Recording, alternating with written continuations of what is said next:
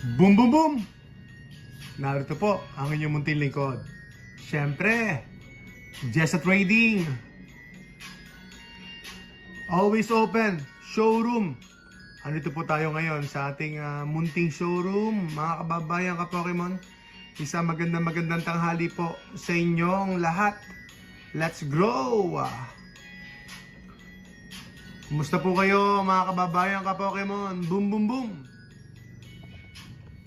151, now or never. 151, now or never. So last week, bumili ako ng konting 151. Kasi now or never na po tayo. Now or never, wala na po. Kapag naabutan na po tayo ng pagtaas pa ng mga 151 products, I think yung pera natin ay better off ilagay natin sa iba. Ilalagay po natin sa ibang sets. Sa iba na lang po na meron pong potential for multiples. Ulitin ko po, yung mga sinasabi natin, yung multiples, yung mga products po natin ay magto 2 times, 3 times, 4 times the capital o yung puhunan o yung entry point natin.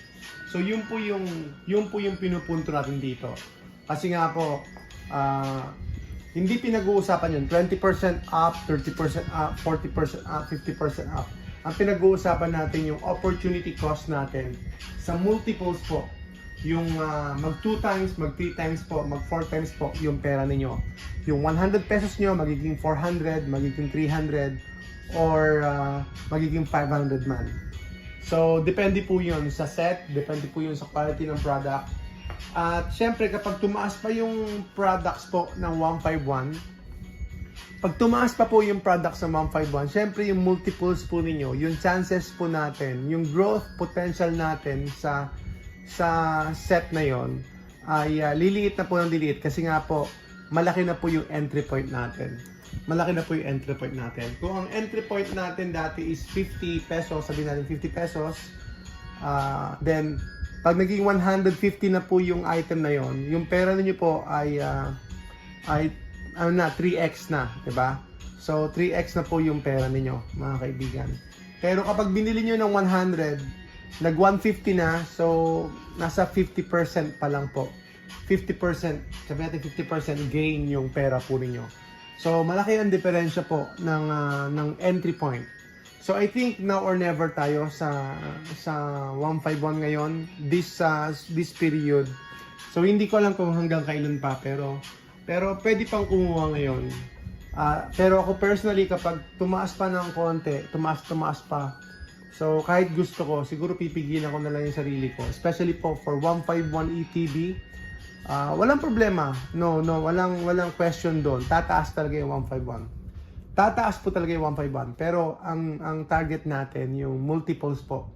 Yung multiples po, yung ilang X kaya yung magta-translate doon sa pera natin. Ilang X kaya? So 2X ba? 3X ba? 4X ba?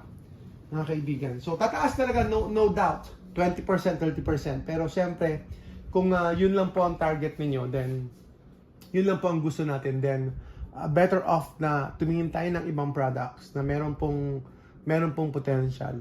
Meron pong mas malaking growth when it comes to ROI o kaya multiples po ng pera ninyo. Like Ascended Heroes, sabihin na natin kung makuha nyo yung 6,000, 6,500 or even less. MSRP, makuha nyo siya na MSRP, almost double na po yung pera nyo kagad. So sa Ascended Heroes pa lang yun. So compare niyo yung sa 151 ETB, nasa 25,000 na po siya. So ilan na po siya? Ilan na pong Ascended Heroes ang mabibili nyo? Kung nasa 25,000 na po yung 151 ETB, ilang ETB na po ang mabibili nyo? So, let's say, sabihin natin 5. Or, sabi 12, 24. So, sabihin natin 4. So, compare nyo po yun. 4 ETBs, compare nyo sa isang ETB ng 151. So, saan po ang mas may potential na mas malaki po yung margin po ng inyong pera. So, yun po yung i-consider ninyo. Sabi ko, ngayon ay 151, now or never. So you have to move on. Kailangan niyo pong bumili ngayon. Kailangan niyo pumutok. Boom boom boom. Kailangan nyo pong pumutok para po kayo po ay mayroong pasabog sa future. Welcome po kayo, future Pokemon Millionaire. Narito po ang inyong munting likod. Boom, boom, boom!